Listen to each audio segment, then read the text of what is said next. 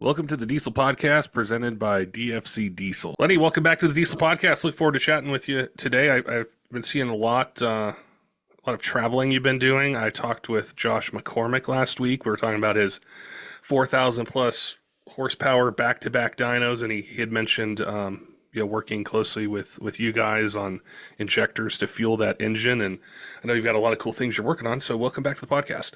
Thank you, and always a pleasure to be back.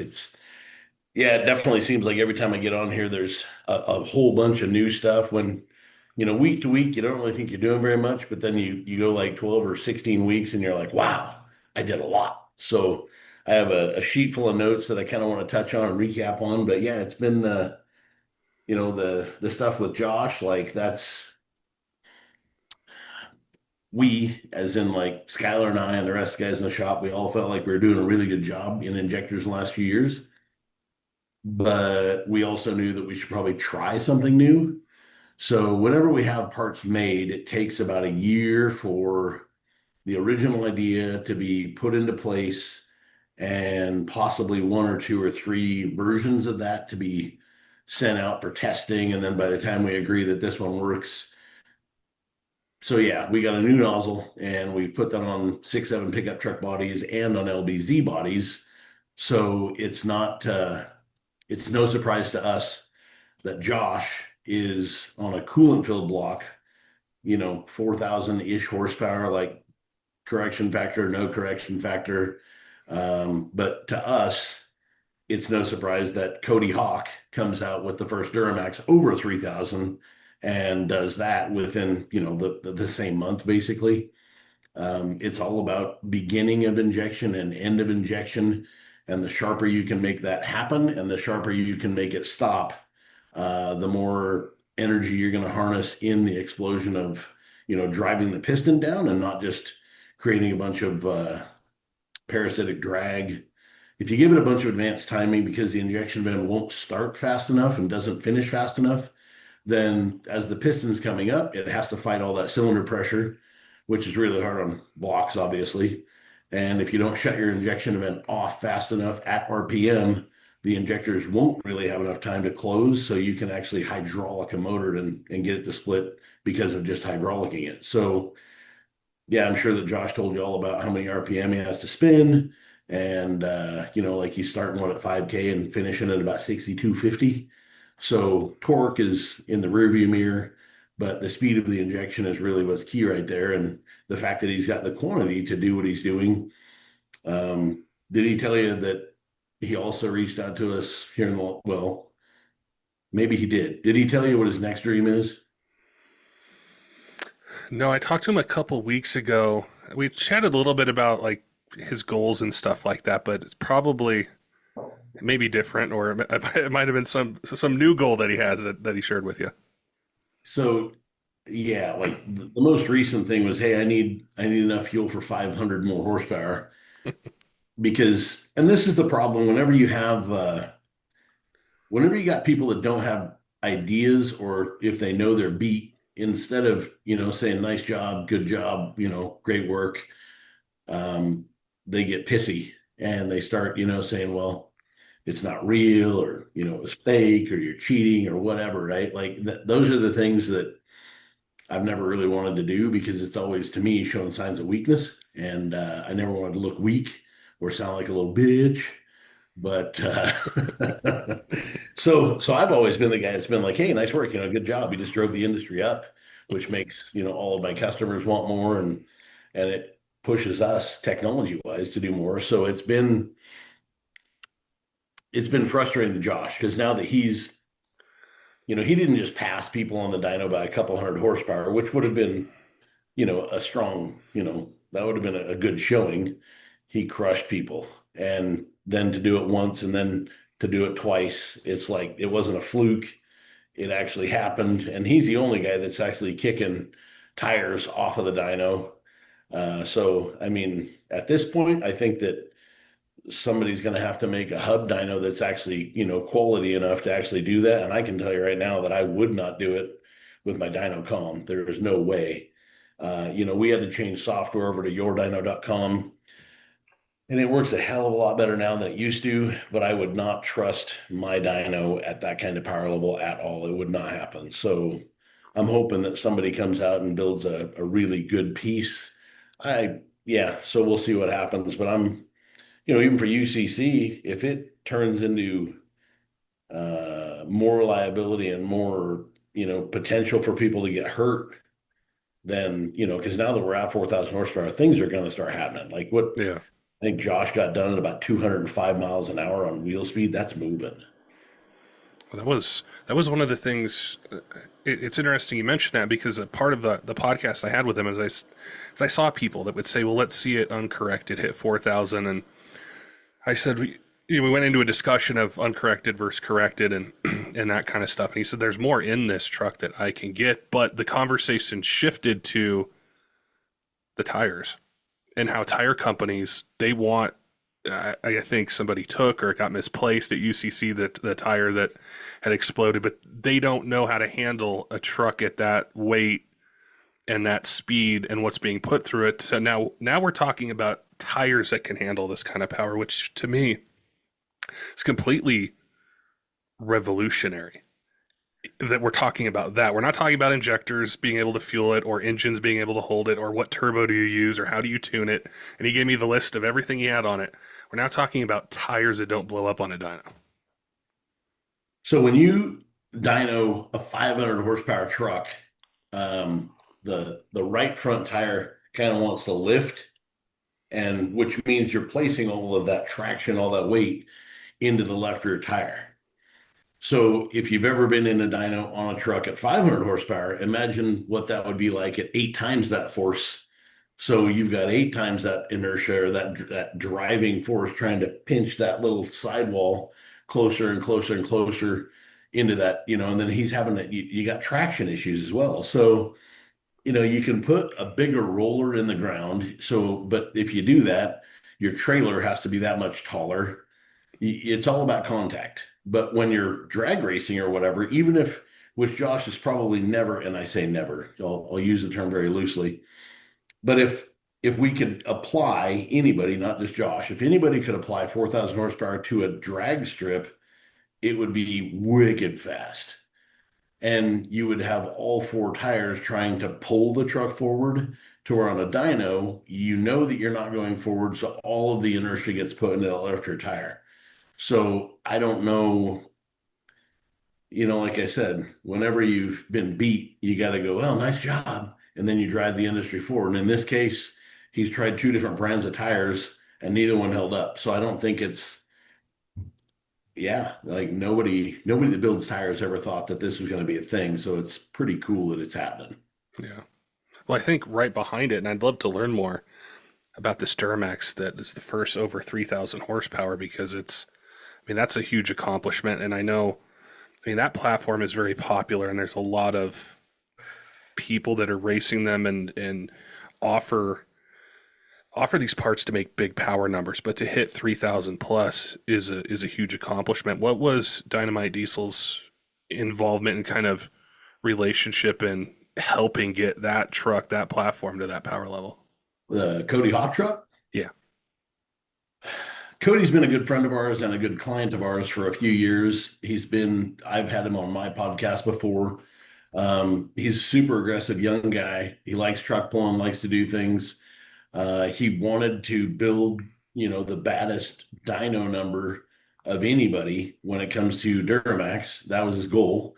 And now that that's been achieved, like he feels accomplished in that. I highly doubt that he's done, but I would probably assume that that truck should be at UCC as well. And I would probably assume that at UCC, it's probably going to be making more power than it did recently.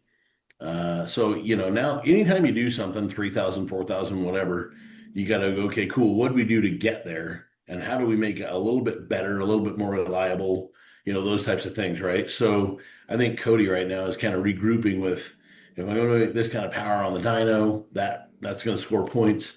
How do I go? And he knows how to truck pull. Like he's avid at that. Like he pulls a lot. So I think he'll place very, very well at UCC. But yeah, I mean, basically that nozzle that he's using is the same thing that we use on the 6.7 Cummins, and it's the same thing that we would use on any LBZ that's like that big in percentage. So it's kind of the same tool, but the advantage that Duramax has is they have 8.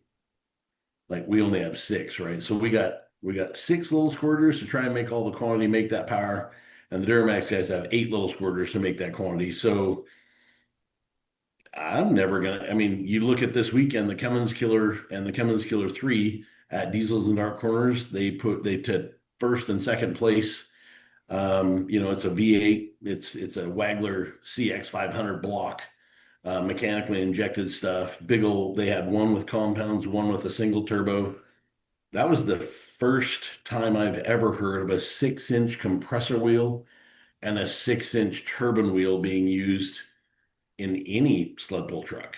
So, and it's not a huge cubic inch motor. Craig Dickey is the guy that drives that truck, and he called me Saturday night after he left Diesel and Dark Corners, and he was on his way home, which is a very long drive, so he didn't make it that night, I'm sure. But just try and get some tracks made. He called, and it's like 11 o'clock at my house, so it must have been around 1 in the morning where he was at. And he was pretty stoked, pretty excited. And I'm like, nice work, congrats, all these things. And I've been working with those guys quite a bit this year as well. I don't know. Yeah, like that platform, that CX500 that Wagler's got going there, it's a pretty wicked piece. So I do think that the Duramax guys, for whatever reason, like Dynomite's never been loved by Duramaxes. And we have sack nozzles for LB7s. We've got installation kits. All of my Duramax injectors have the same potential as all of our Cummins injectors.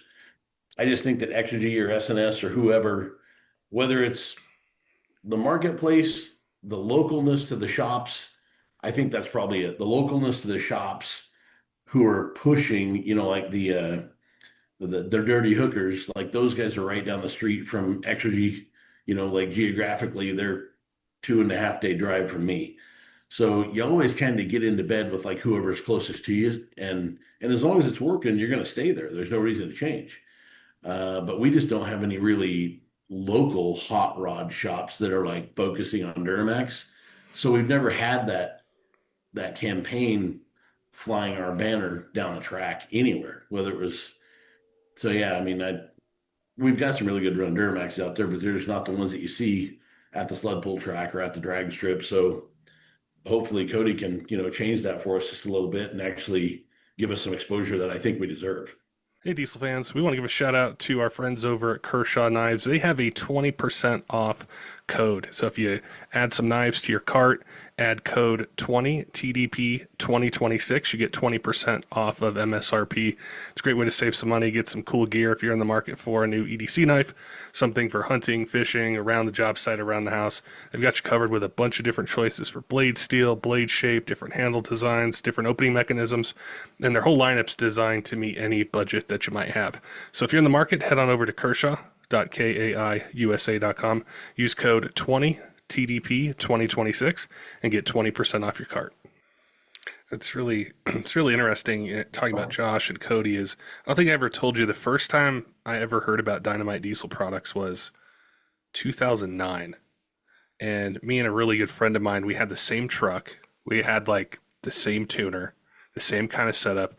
And he bought a set of your 90 horse nozzles for a 6.7 Cummins. And I remember him telling me, oh man, I totally changed the truck. Like this thing, it's totally different. And I would go on the website back then and I would look around and you kind of dream shop and you like add stuff to your cart and, see the price and everything.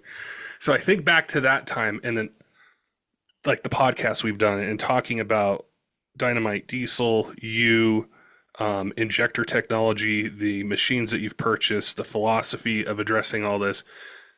So like with Josh, I was sitting around on a weekend and saw these Facebook and Instagram videos, and I thought this is huge. Like your evolution of the company and the things that you're involved in. I wanted to spend a little bit of time talking about the brand, about Dynomite Diesel, and I don't want to say it's the culmination because I think you're looking out even farther and have bigger ideas and bigger things that you want to do. And and accomplish. But it really is a fantastic moment to be involved in these two different platforms at these power levels that I didn't think I would ever see or hear about a 4,000 horsepower Cummins, or with Josh's new goal, maybe it'll be uncorrected 4,000 horsepower, or a 3,000 horsepower Duramax. So, what is it like as the founder owner of Dynomite Diesel, and maybe stepping back for a second, being like, this just all happened within a couple weeks or a month? Uh, all right. So first off, and I'm cool with grabbing that gear and switching. But before we do that, Andrew Tabornik, I want to say special thanks for letting us be a part of his engine program, because his customer ended up winning the 2.6 class out at Diesels and Dark Corners. Patrick O'Brien, Chase Fleece, and Chad Perkins. I want to thank those guys, because those dudes have so many hours on the dyno every single year, and not just Diesels and Dark Corners, which we ended up winning. So we're class champions in 2.6, 3-inch, and 3.6, which is really cool, because the 3.6, like Preston Collins ended up putting 11 feet on second place in 3.6. And up until months ago, there was nobody even running common rail in 3.6. And now, at the tightest track possibly out there, the Super Bowl of truck pulling, a common rail with our stuff ends up going 11 feet before, the rest of these classes are all within 1.5 feet, right? But that thing rips, like it makes big power. And I can't, all same thing back to the XG thing or the SNS thing. Like, if we don't have somebody flying our flag and letting us be a part of their program, like, nobody finds out about our capability, nobody challenges us. And like, whether it's Patrick, Chase, Chad, those guys all have ideas they want to try, and we just have the machines in this building to be able to do it, and then give them data. If somebody comes up with a new idea, we can change that 15 different ways in the next 4 or 5 hours. And when we give them information throughout the day, they can pick their own path on what they want, and then we ship it to them and they try it. And if it works, great. And if it don't, great. We just keep trying that. And those guys, I can't thank enough, because I'd be willing to bet you we've retired 2 UPS drivers' wages just off of what we've donated in overnight, like, delivery charges, because those guys are always, like, allowing us to be a part of their engine program. So now that I've said that, I just want to show my appreciation to those dudes, because they're bad mamma jammas. And, I know that they're scrapping for each other's next foot, next 10 horsepower. But I just wanted to say thanks to all those guys for letting us be a part of that program. Now I'm comfortable changing gears. Well, I think it's just, I think as a diesel fan, that was just something I was curious about, is to be involved at this point, and how much power trucks are making, race teams, companies all over the country that are trusting you with these ideas, like you just mentioned, being able to deliver, move quickly. What's it like for you as the person that started Dynomite Diesel, if you step back for a second and just look at it from point A to where you're at now? It's definitely not a few weeks. Like, in the past few weeks, we've gotten all sorts of accolades because, like, things have come to fruition, but it's been an accumulation of losses since 2000. And, like, in '09, you mentioned '09, and instantly, like, my skin crawled. So I was like 36 in '09, going through a divorce, owed the government a pile of taxes. Like, it was miserable for me. But customers don't need to know that. And clients, they can't feel that. So, back then, my staff was pretty skinny. And I remember, like, I was working Saturdays just so we could keep up with the workload Monday through Friday. And it was me, because I didn't have the money to pay the guys overtime back then. So I just showed up Saturday morning and honed all day long. That way, Monday, Tuesday, Wednesday, Thursday, Friday, we weren't waiting on parts to come off the hone. We just had them ready.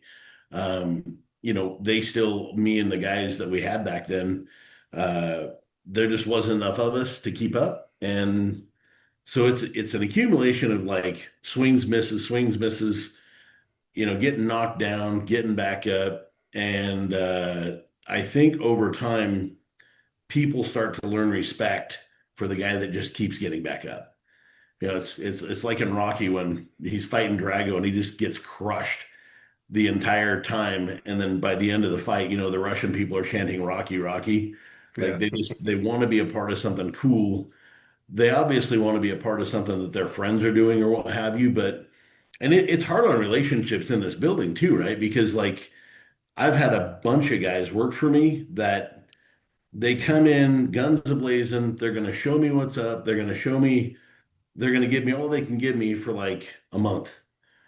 And then 2 months later, and then 3 months later, and 6 months later, they're almost pissed off. And you get a guy that comes in for 2 years and he's angry no matter what. Everybody in the entire building is trying to help the guy be happy or stay afloat or keep, aim in the right direction. And the guy just can't, because what he didn't understand is it is this pace forever. Like there's nobody in this building, and I'm not saying anybody in this building is lazy, but there's nobody here that spends more hours than me doing this. Like I've been telling myself, which this will lead me into something else here in a second, but going to Australia, I had to hustle for weeks so I could spend 2 weeks in Australia. I learned X15, I learned QSK, took one of the guys, Cooper, with me, and we basically spent in 2 weeks' time being there, we spent about 8 hours touring Australia. The other time we spent in a workshop learning how to do stuff. And if we weren't in that guy's workshop, we went back to our hotel, had dinner, went to bed, woke up, had breakfast, went back to the workshop. So it was a lot of hours. But then on the way home, you're excited to come home and drop all this new knowledge and try all these new things. And then you realize that it's an honest to goodness. When I got dropped off the airport in Melbourne, I set the stopwatch on my phone. And then when I landed in Spokane, it was 29 hours and 50 minutes later. And of course, you're going to sleep when you're in the airplane, but nobody sleeps in the airplane. You just Yeah. kind of pass out and then get woke up, pass out, get woke up. And like flying across the USA is one thing because the big airplanes are fairly small. But when you get in an airplane that goes from here to Australia, like that tube is a lot bigger diameter. And then what I didn't realize until it happened is I wasn't in first class. I was in the business class behind, and I was like the third row behind there. And I had plenty of leg room and it was, comfortable. But the stupid airplane's so bloody heavy that it's like pointing really steep for the entire time.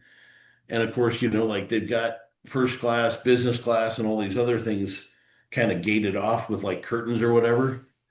And I was sweating, like dying of heat. And I asked the guy, I go, "Hey man, can we turn it down a couple degrees? Like I'm sweating." He's like, "Sir, I'm sorry, but if you turn around and look behind you, there's a bunch of people with like blankets." And I was like, "What?" And then I went to the bathroom. So it was almost like walking downstairs. And then I get towards the back, and then pretty soon, people weren't sweating.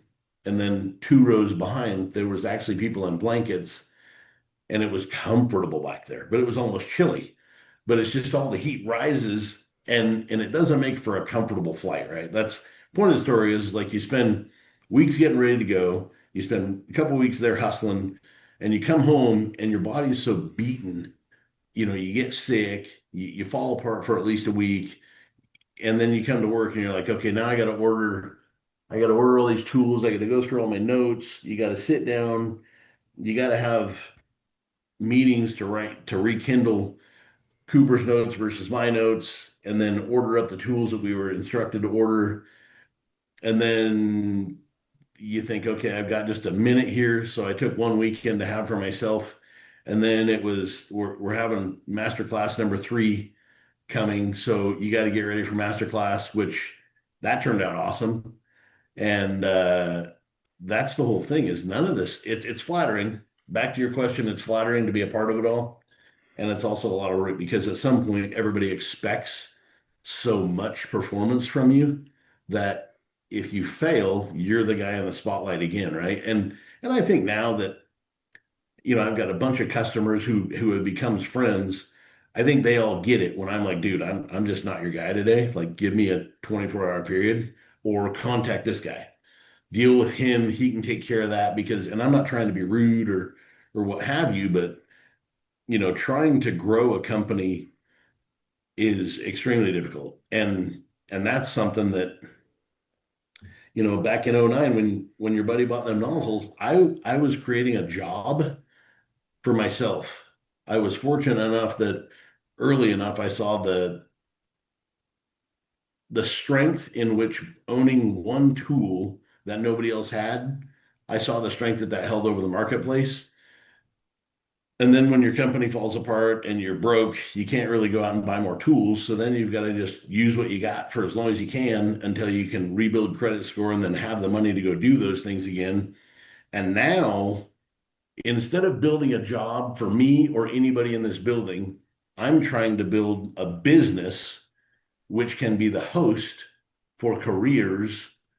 So this is one thing that I can't stress enough is like when we do the master class, it's like you're going to walk around me. I'm going to show you how to build a nozzle. I'm going to show you how to calibrate an injector, blah, blah, blah. I'll show you what Dynomite does different or possibly what we do the same as everybody else. I don't know. I just do it my way. But when you go to Rebecca and Andrew, that's in our showroom. Andrew is he's our financial planner. So he's the guy that takes care of all of our 401k money. And he's the guy that's in charge of investing that and what have you. I've been blessed in the fact that before I had Dynomite, I was also like a public utility worker. So I had a really good job. And when the PUD, there was hundreds of employees. So when they took our money, they were kind of like, here's an hour for you guys to go sit in a room and you can check boxes and they're going to tell you, like super aggressive, not so aggressive, not aggressive at all, and very conservative. Like check the box based off of your own age. And that was kind of it. But when Andrew shows up, like I didn't tell all these dudes that were here in my building, but I'm like, Andrew's retired. Like he's retired once and he's back to work because he's just very competitive and he loves doing what he does. But it's a huge tool that we offer not just my employees. My employees can call Andrew whenever they want. But the people that were here for masterclass, like Andrew does this as a contract. Like he will take your money, your shop money, your whatever, and he will give you guidance on where to put your money. So it's good that we're offering the Andrew words of wisdom. And then Rebecca is our CFO. So she's there to like try and teach business people how to plan their business futures and also to make sure that employees understand what the business owners have to go through to keep the boat rolling. And right now we're going to switch batteries over on our cameras. So, well, I'm going to let her do that for just a second. Well, did that answer what you were talking about, buddy, or not? yeah, it did. I was really, really curious about that because through talking with you over the years, I've really gotten to know you. I've gotten to know the brand. You've talked about the evolution of it. And I guess for me, as just somebody who loves power and I remember when 1,000 horsepower was a lot and then 1,500 and then 2,000 was like headlines. It was crazy. And now it's double that. And then hearing, guys like Josh tell me, I've got my tuning's dialed in, my electronics, my fuel system, my turbo, my transmission, and now I'm focusing on finding a tire company that can handle this dyno that I do and all that kind of stuff. I thought it'd be really cool to hear what it's like for you as the creator of this to arrive at this point that we're doing a podcast talking about 3,000 horsepower Duramaxes, 4,000 horsepower Cummins. I mean, we've talked about the resurgence of VP44 injectors and like where'd they come from? Like all these, people that need injectors for their 98.5 to O2s. And it's so cool as a fan to, to hear the story. Yeah, no, it's from a business owner, like, it started with just the passion of like, first time I ever did this, I basically had a CD player, air conditioning, and 350 horsepower. And in my 5-speed Dodge, when I would bang third gear, it would chirp the tires. And I thought, there's nobody else in Wenatchee, Washington that can bang a tire chirp at 35, 40 miles an hour. And then it was 2 months and I was 500 horsepower. And that thing would do stupid smoky burnouts for days, but it did it with like all of the smoke, right? Like I had this HX40 turbo that, was worth less than $1,000 and we were breaking them way too often. Um, and then, yeah, like that was, I was hooked at that point. And then I thought, okay, I have to buy a dyno because you can look at a box and say, well, this thing's 10 horsepower, that's 15. And then if you stack the wrong products with the wrong products, instead of gaining horsepower, you lose horsepower. And that's something that a dyno is a massive advantage for, is also reliability. Like if the motor's happy, it's going to continue making power.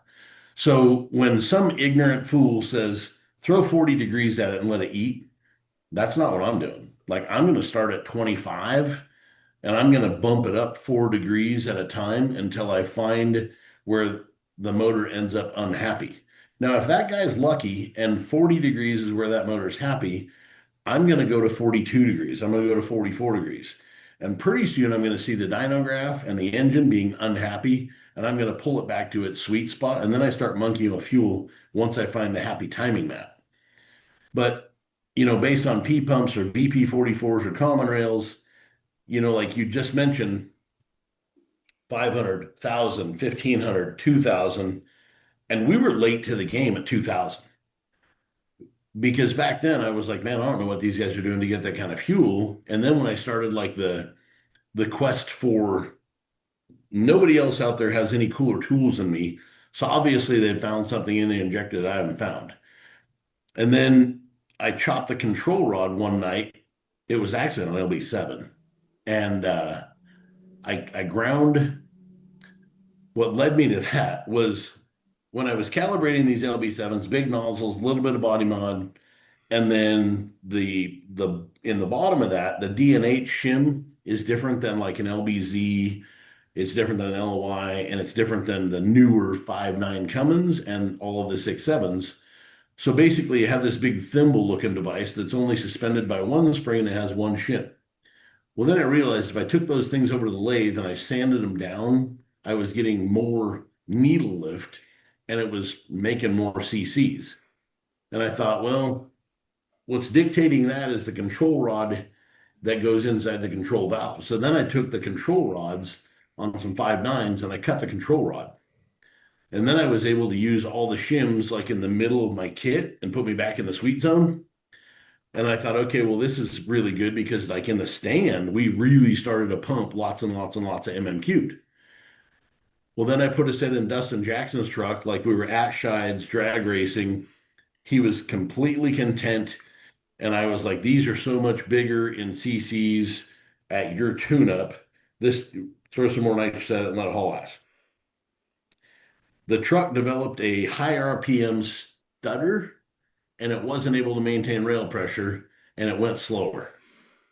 And I'm like, okay, that's not good. So we made it another pass and did the same thing.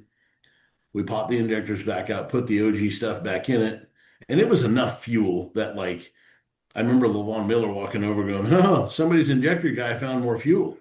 And I was like, yeah. But then we went slower and it ran shittier. So I was like, well, that's not good. That's the wrong direction. So I put the injectors back in my bag, traveled home with them, and then started thinking like, even though they all look perfect right now, the truck was unhappy and unsettled. So then it was time to get on an engine dyno, and that's where like Chad Perkins came in because we discovered all sorts of things on the engine dyno that you don't have to discover in front of public.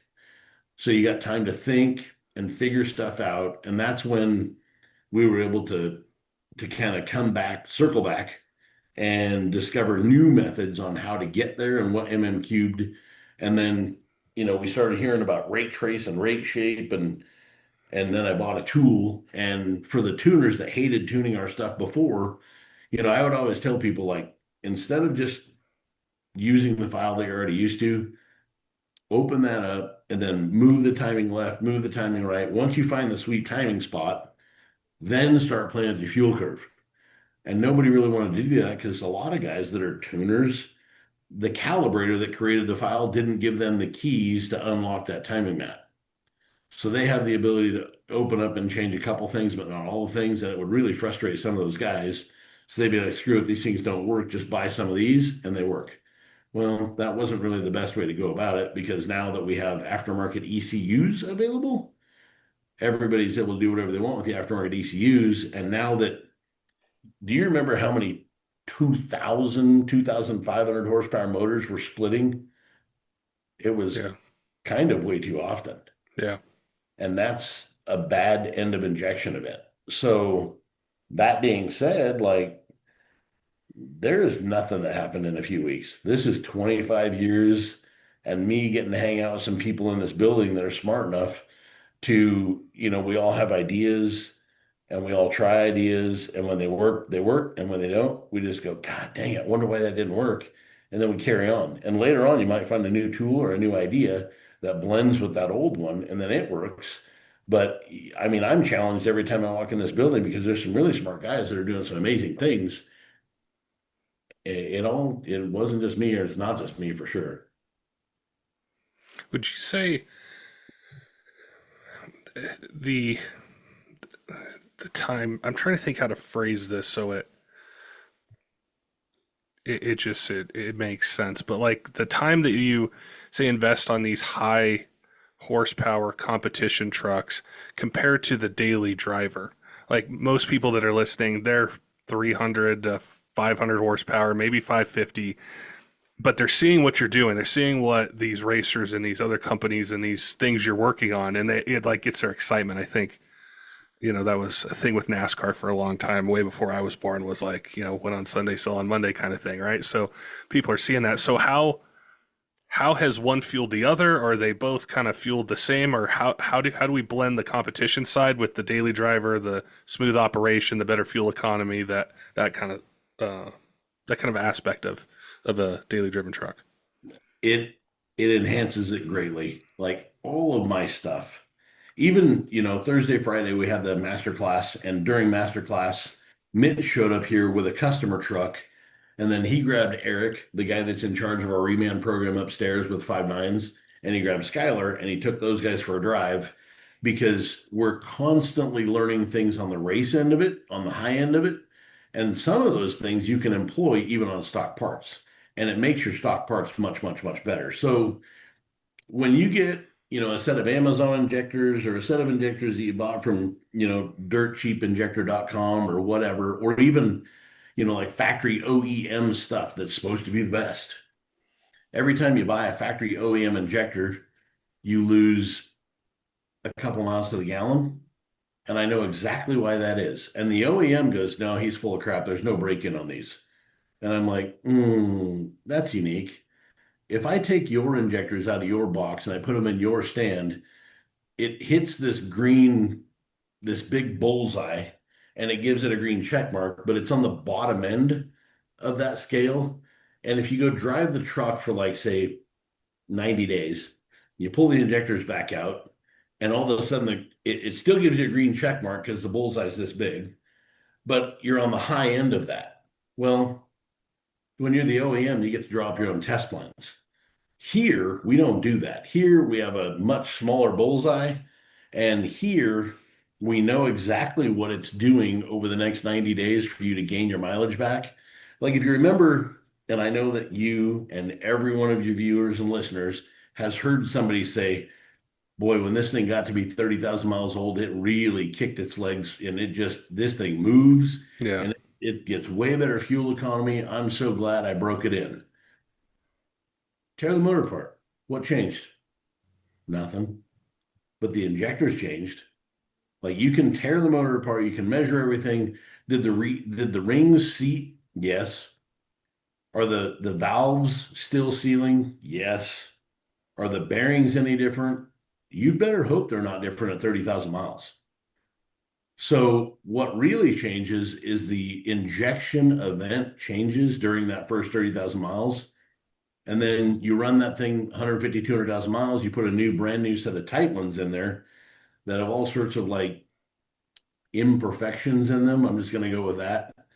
And we knock all those imperfections out before we send them out. So, like our reman stuff, even though we're trying to be very price competitive, we're doing that all in-house.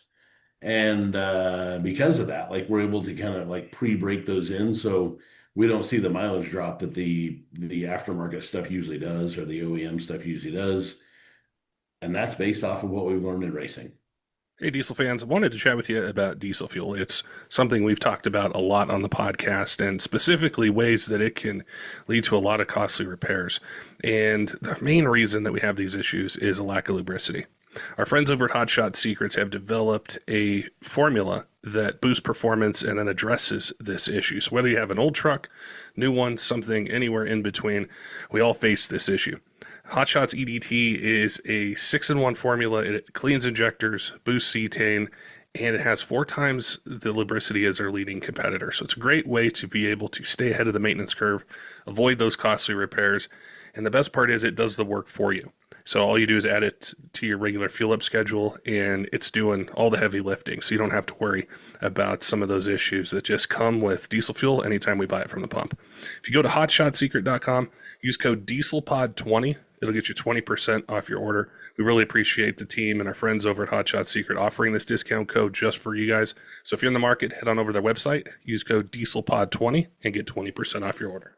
Common question we get from you guys a lot is, hey, I need a diesel engine. I either, I can't wait this long to get one, or normal place I get stuff from it just takes too long, or they don't have the parts in it that I need. Maybe my truck's not stock, or I tow heavy with it. I don't want to go back with just a stock engine. DFC Diesel is a sponsor of the podcast. We worked with them, hand in hand on doing episodes, answering technical questions. They have a complete lineup of Cummins, Duramax, and Power Stroke remanufactured engines that are set to a standard of ISO 9001 2015 standards, which is a huge deal in the aftermarket. And there's certain levels of quality testing, validation that are required for that. So when you get one of those engines, the type of quality that's built behind it, with an industry-leading warranty that's really comprehensive. And the other thing with that is, sometimes the options that are out there, it's a basic OEM engine. You want a little bit more. You don't want to have the same failure again. So there's a bunch of different series of engines that they have, from core, street, tow haul, and also the Speed of Air series, which we've covered on the podcast before. There's a lot of really cool benefits to it. And if you have questions about that, reach out to them. If you don't know the type of engine that you're looking for, if you go to dfcdiesel.com, there's a ton of info there. You can send an email or you can reach out to them. Also, they're working with Speed of Air pistons, which it's the only piston that pays for itself. And there's a lot of really cool technology behind it. So you can add that into your build and be able to get better fuel economy, increase power, increase torque, and better engine life out of it. Some of the most common engine applications or series of engines that they have with that lead time, a lot of them are in stock or they have really short lead times. So you can check your favorite retailer or go to dfcdiesel.com, check them out, see what's in stock, see what you can get. If you have questions, maybe you want to do something that's outside of the normal series of engines, they have tons of choices for rods, cranks, pistons, valve train upgrades, tons of different things. So if you're in the market, definitely make sure and head on over and check them out. I love that analogy because I completely understand exactly what you're talking about with the bigger bullseye and a smaller one. So as a truck owner, when I'm looking to invest in my vehicle or change it, how it behaves or power levels or efficiency, that appeals directly to me because I want that tighter window of precision. And I want it from the start, as close as I can get to the start, versus 90 days or however long it might take, like you in your processes and in designing these, you take that guesswork away and give me the precision that I want. So it totally clicks for me. Exactly the approach. If you were to go buy a brand new a Cummins truck, they've now got hydraulic camshafts in them because they tried to make them as quiet as a Duramax or as quiet as a 6.7 liter Cummins or a 6.7 liter Ford, right? So they put this hydraulic camshaft in there, and then they have problems with it. And everybody that's been an OG fan of the Cummins 6.7 or 5.9, they're just like, dude, put it back to mechanical. Like, we can barely hear the difference. and the camshaft was stupid reliable. So there's a bunch of dudes converting those now. Like say Hamilton's got their camshaft conversion kit, and that eliminates the failure points of all of the issues that come with hydraulic lifter cam in a Cummins 6.7. Wagler has a kit as well, but I think Hamilton's is a bit more detailed to get rid of all the problems. And we're doing one of those in my 2019 right now because the 2019 truck, emissions wise, has been really difficult. Like that thing still has all the factory gear in it, and we have way too many hours of labor keeping that truck on the road, like far too many. So this last few weeks, I was like, man, like when this thing runs for a day, it gives me hope that this truck isn't junk at 140,000 miles.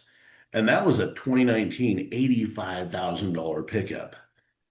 So if I was a guy working 40 hours a week and had a couple of, kids and a wife that worked, that truck isn't paid for yet. Or if it is, it's barely paid for. And virtually, it spent so much time in the shop with my guys. I don't know how anybody would afford to drive it. So the OEMs really need to sell the government. And I think that this Lee Zeldin, he seems a lot smarter than the average cat. And I think he understands that like we shouldn't be worried about whatever kind of magic hocus pocus goes on under the hood. We should only worry about what's going into the atmosphere. So depending, and I think that's been a big problem is like the government has had this idea that they needed to be in control of what was going on under the hood. And I don't necessarily know, like they shouldn't be concerned about that. They should be concerned about what's going in the atmosphere, not under the hood. And if they can back off of that and let the OEMs and the engineers design systems that don't have DPF, like let's say they can get away with it with a CAT and EGR, but they don't, the DPF system is not reliable, and having urea is not reliable. The stuff freezes and it screws up the pump, and then everybody ends up in a cold snap on back order for pumps. So then these trucks are all sitting around and they can't run because they don't have a DEF pump. So there's just way too many things about the emission system that have made the trucks way too unreliable. But the good part about that was it forced all of the OEMs to make their engine program so much better that if they ever do get allowed to go to say a Mexico certified, emissions package where it's got if it's got like say EGR and it's got like a CAT, then that would be that would be an extremely reliable setup. So it seems to me like a lot of America's issues with trucks, if you got a guy X15, so this X15 owner, he's responsible for hauling all of your freight that comes from China, it comes from Michigan, it comes from Arizona, it's bread, it's potatoes, it's the rubber dog poop that you get at the store for practical jokes. It's every single thing that we consume, right? It's tires. Like if it snows and you don't have snow tires at your tire shop, like everybody's going, man, what's up? Well, the X15 engine that was supposed to haul those tires to this tire shop is currently sitting at the shop worried about emissions gear getting fixed. We learned a lot about X15 injectors here recently, and that's been great because Ford, Chevy, Dodge, you buy any one of them, go do the test drive, and you expect it to be as quiet as a Cadillac and as smooth as one too. To where like the X15 owner, they got this 15-liter engine and they start it and it doesn't idle right and it does goofy things. But then if you pop the injectors out and really spend time calibrating the injectors, an X15, big old semi truck, like will be as smooth as a brand new Duramax. So there's a lot left in the injection of that. And we're trying, I'm never going to build 8,000 pieces in one day, but for the amount of pieces that we build in one day, they're all going to be as perfect as we can make it. So, yeah, I mean, dudes will hit me up and be like, man, one of my best friends, he's like, which stand should I buy? Like, what's the stand? And I'm like, dude, you've been to my shop a dozen times. I don't have one. We've got some Carbon Zap. We've got some Mac Test. We've got some Merlin. Like we've got some Bosch. because every one of them kind of shines on certain models of injectors, and every one of them kind of stinks at certain models of injectors. So I don't, none of the brands, we're currently waiting on Mac Test to deliver two more rate trace stands. They were supposed to be shipped like two, this is the third week, third Monday, 3 weeks ago today, they were supposed to be shipped, and they're still not en route. So, I mean, I'm not happy about it, but the thing is like they're the only people out there that offer rate trace in the aftermarket industry as a turnkey operation. So I can be happy about it or I can be mad about it. But if I want it, I'm still going to wait for it. So here I sit, just waiting. I was mad at first, because they were like, "Hey, it's not done yet, and we need you to send us more money." And I feel kind of like basically I'm standing on the side of the road and they're like, well, I'll give you a tire, but I'm going to sell it to you at the same price as your car. Like I felt pretty, unsettled about it, but you just got to be patient. It's unfortunate, but all of it, like it's, tools, employees, then more tools. And I'll tell you, dude, like my people that I have in this building, a lot of ex-tire guys, and a lot of people that, we run ads on all the media platforms, the Indeeds and all that kind of stuff. We don't find employees there very often. Like traditionally speaking, I will post on Facebook, "Hey, I'm looking for a guy to do this."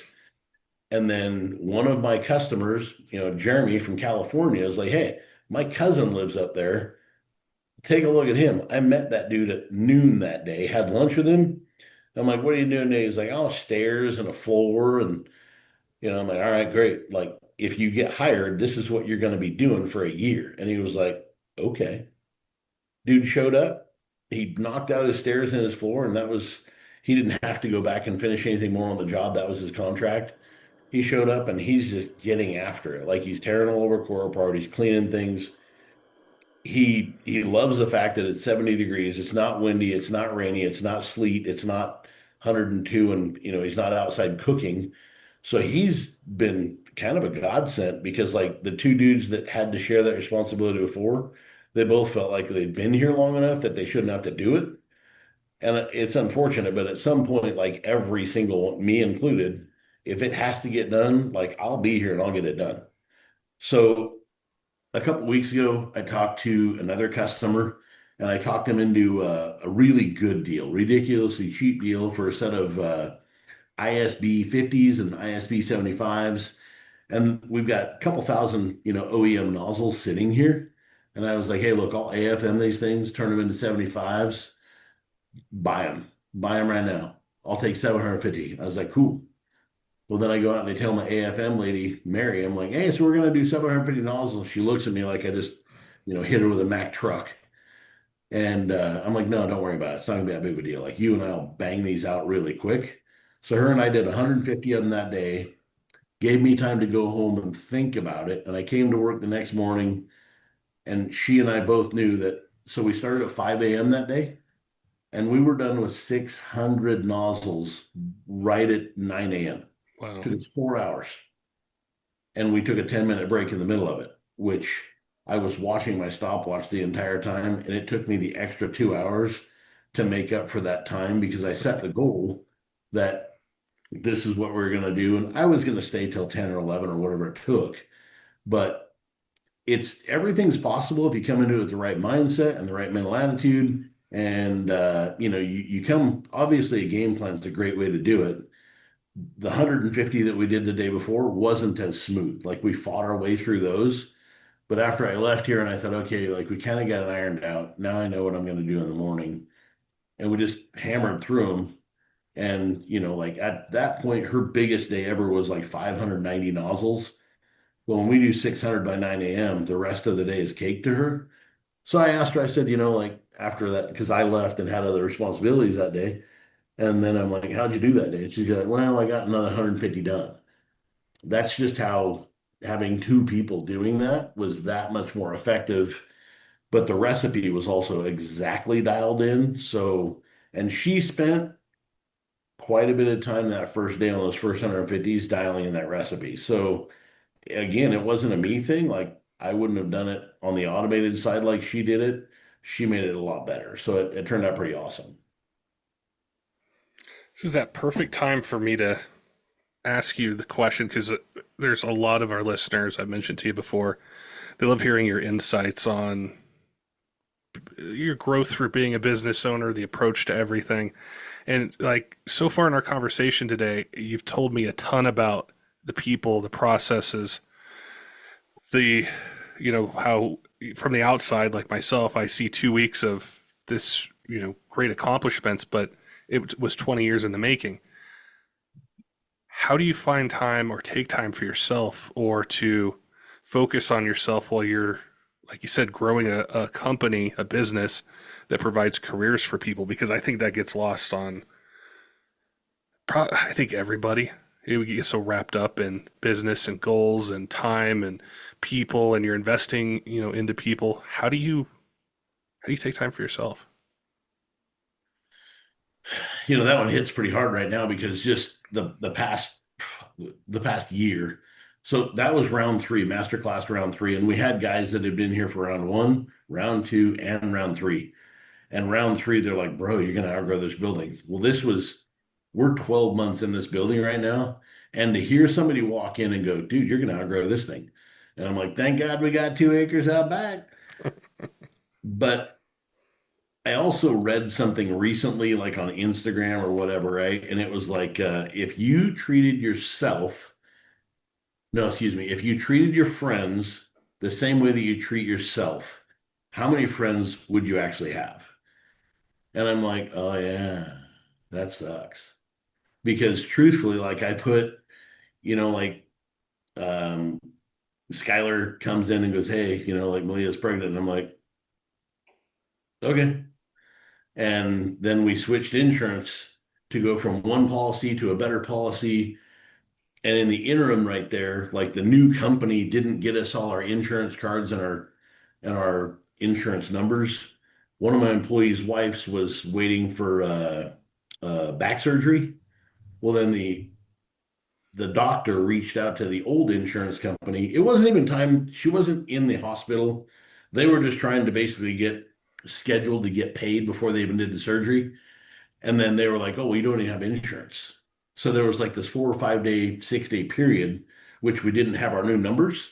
We had insurance, we just didn't have new numbers. And it just so happened that that same dude in one weekend, his son was out driving around Seattle and somebody rear-ended him. Well, then he walks in with an insurance card that's 6 days expired and doesn't have the new insurance card. And then they've got to out of pocket this visit. Well, the insurance company's going to reimburse them. But all of these things, like when you got 30 employees, plus they all have one or two or three dependents, every time I hear about somebody adding a new dependent, getting married, getting pregnant, whatever, it just adds to the whole like stress of it all, the anxiety of it all. And I think, okay, well, how do I make sure today that if it happens to the employees, they're good? So I spend a lot of time doing that. But then when I read that, like if you treated your friends like you treat yourself, would you have any friends? And my instant answer was no, because I never show up for me. So that also falls in line with, my missus. She's like, hey, look, we're getting married in September. You got to look great. I want you to look great. I want you to feel great. And I'm like, yeah, yeah, yeah, yeah, yeah, yeah, yeah, yeah. I got 9 months. Like I've done, 3 month cuts and 4 month cuts. And I keep thinking like, okay, about June, I'll worry about it. But then reality is like at 52, I'm not going to bounce from a 3 month cut like I did when I was in my late 20s. So this morning I jumped on the scale because I'd already laid out this meeting. I've already laid out the rest of my day. I already know what I'm doing today. And I was like, okay, so you're going to get up, you're going to turn the coffee maker on, and then you're going to go YouTube. And I found some like kind of a high speed stretch cardio thing. And I felt horrible.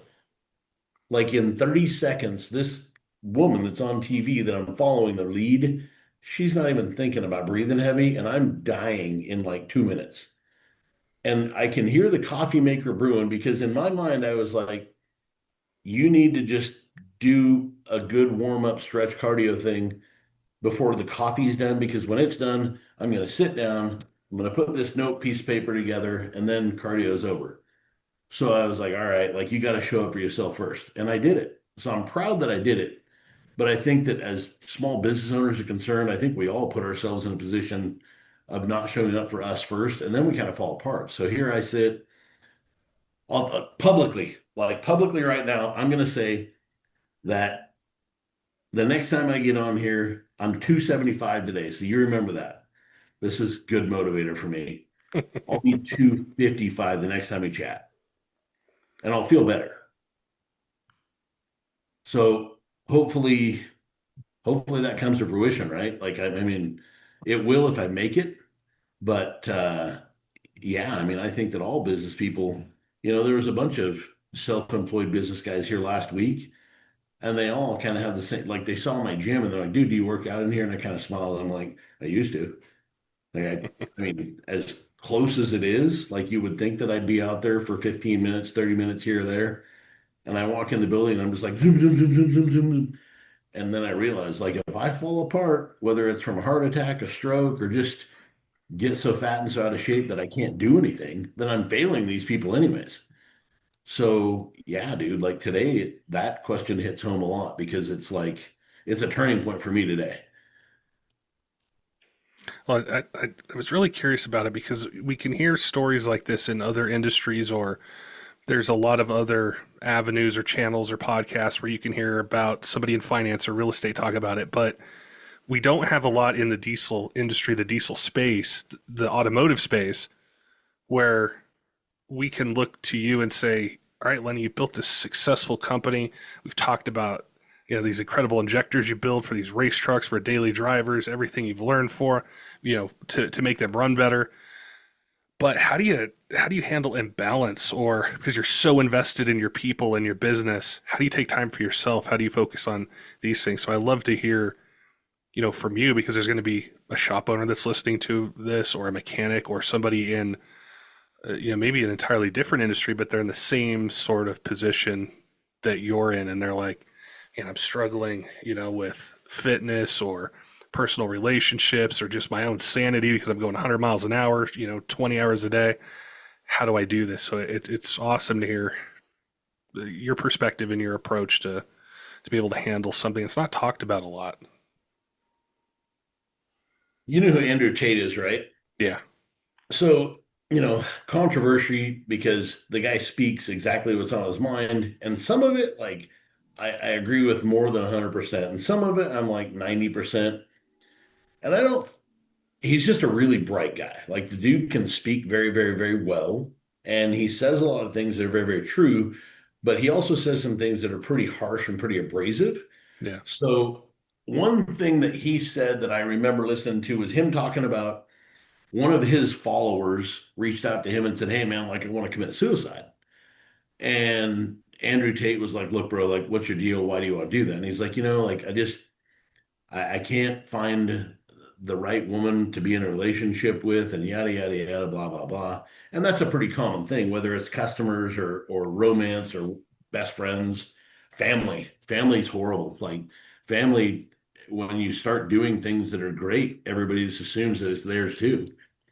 But Andrew Tate asked that guy, he goes, before you do this, like before you commit to taking your own life, like get abs. And he's like, what? He's like, just get abs. And until you do, like, just promise me you don't take your own life. And the guy was like, if Andrew Tate says it, I'll try it. Well, then the guy gets abs. And whether it was the work ethic that it took to get abs, whether it was the fact that he was really out of shape and felt horrible, whether it was the fact that he wasn't getting any physical attention because he was way out of shape, but whatever it was, maybe it was the fact that he just didn't know that he had it in him to go out and actually focus on something as simple as that, but as hard as it is. And the dude come back and he goes, there ain't no way. Like, there's no way I'm taking my own life. Like, stuff is way too good. I feel way too good right now to ever want to end this. And he was like, perfect. Like now you understand that, dedicating to yourself can change your life. But when you're constantly giving and giving and giving and giving, pretty soon everybody looks around going, who's this loser? So at one point, and I don't know that Andrew meant like just go get abs to look good. I think what he meant was like it's going to take a lot of work and you're going to have to learn how to eat correctly and you got to learn how to like focus. If I walk my dog for 15, 20 minutes at 3.5 miles an hour, when I get done, I feel different. But if I let the company run me and I got this thing on my wall in my office for 2025 goals, and I walk in and I see this shit all the time, and I'm focusing on those goals and not me as a goal. Like the other day, Rebecca was here, our CFO, and she's like, "What's going to be the strategic goals for this year?" And I'm like, "Well, number one is going to be me. Like I got to get back down to 240. I have snowmobiles. I love snowmobiling, and when I get to 8,000 feet, I can barely ride the son of a bitch." So number one is going to be me getting back into shape. Number two is going to be the X15 and the QSK. Like that program is pretty much rocking. And what we're waiting on to make Dynomite Diesel heavy duty start is a test stand that has rate shape in it. I'm not in charge of that. Like that gets here when that gets here, and we turn it on and we go to town. And Cooper's already trained, so that's really out of my wheelhouse at this point. Like I can be there to kind of push it along or do what I got to do. And then really like the UCC is a big deal for me because this is a 10-year anniversary. We're taking a very good friend of mine's truck who passed away, and we've turned it into what I would call the ultimate UCC machine. And to be honest, it's not just about me and that truck. Like me and that truck are going to get along just fine for a long time. I'm scared to death to drive it because it's going to be fast as fuck. So Donovan's going to drive it, and we've got to make sure. And this is again like friendships, right? Like Andrew Dvorak is going to end up with the truck here pretty soon, and he's going to get it down there, and Ryan and him will get it dialed in, whether it's chassis, whether it's tire, whatever it is, it is. But they'll get the thing making straight passes. So when Donovan gets in it, it's pretty much like let her eat. It's already dialed in. We can fly Donovan down there to go practice in the truck and get it, get him straight and square because I'd really like to do a 4-second pass at UCC. Josh McCormick, I love that kid and I hate that kid because like when you set the bar at 4,000 horsepower, how do you upshine that? Like with one or two or three? And it's not that I don't think we have the fuel quantity, it's the fact that I'm actually genuinely worried about all that much energy. Like, where does it go if it doesn't do well? Yeah. So, like Josh has made me a little frustrated because, like, and I love it, it's great, but it's still like, dude, like, in order to upshine that guy, you have to do 45, 4,600 horsepower, which is cray cray. So, Chase Fleece, Chad Perkins, Zach Hamilton, those dudes are showing up for me big time on the engine program. Like we'll have a billet block, billet aluminum head. So Wagler's head, Wagler's block, as lightweight as we can make the truck for drag racing. We'll set it with a single turbocharger and some nitrous, and it'll go fast. We're going to tear it apart. We're going to throw the CGI block from Hamilton in it. And, like that's because if I blow something up and I scatter it all over, I don't want it to be that beautiful fleece block that just, shines like a mirror. The CGI block from Hamilton's a lot more affordable and then more readily available. So we're going to try and break the dyno with that thing. And then as soon as we're done with that, then we tear it all apart.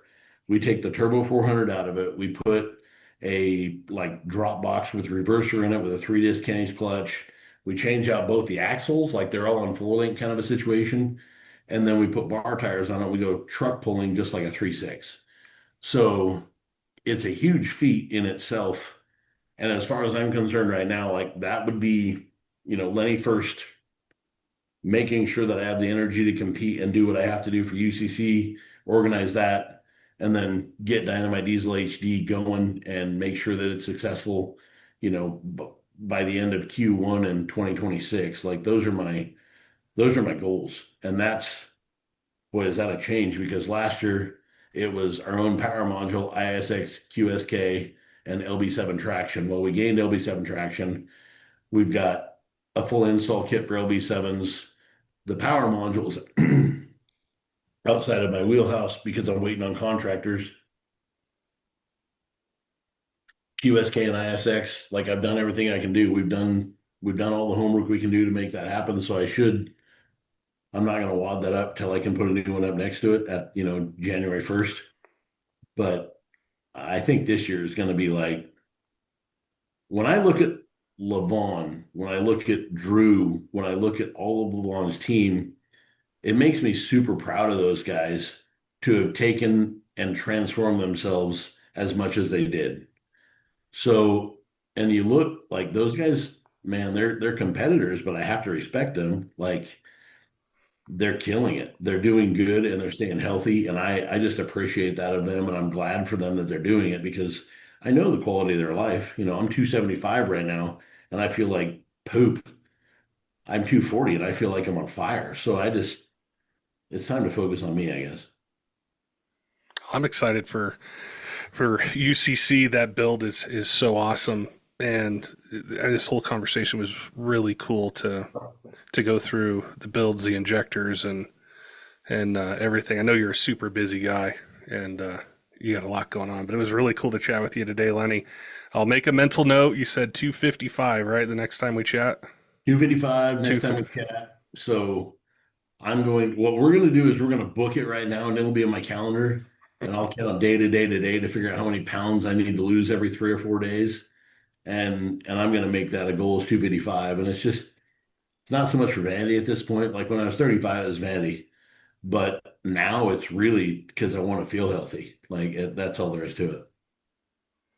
Very cool. Well, I appreciate your time today, Lenny, and can't wait to chat with you again. And congratulations on all that you've accomplished. It was really cool to see, and I know you got some really cool stuff planned up, builds, injectors, and all that. So it was great to chat with you.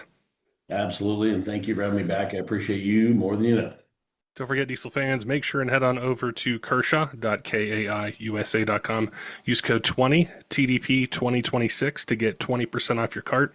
It's a great way to save some money, get some cool gear if you're in the market for a new EDC knife, something for hunting, fishing, around the job site, around the house. They got you covered with a bunch of different choices for blade steel, different opening mechanisms, different handle designs, and their whole lineup's designed to meet any budget that you might have. So if you're in the market, head on over to their website, use code 20, TDP 2026, and get 20% off your order. Also want to give a shout out to some of our Patreon supporters, Tyler Lowe in a 23 Diesel, Cutter Up Rob, Robert, all of our other Patreon supporters, all of you who subscribe on YouTube and podcast apps, follow us on social media. We appreciate all your support here in year 9 of the Diesel Podcast, and look forward to bringing you more of the content that you want to hear in 2025. Till next time, keep the shiny side up.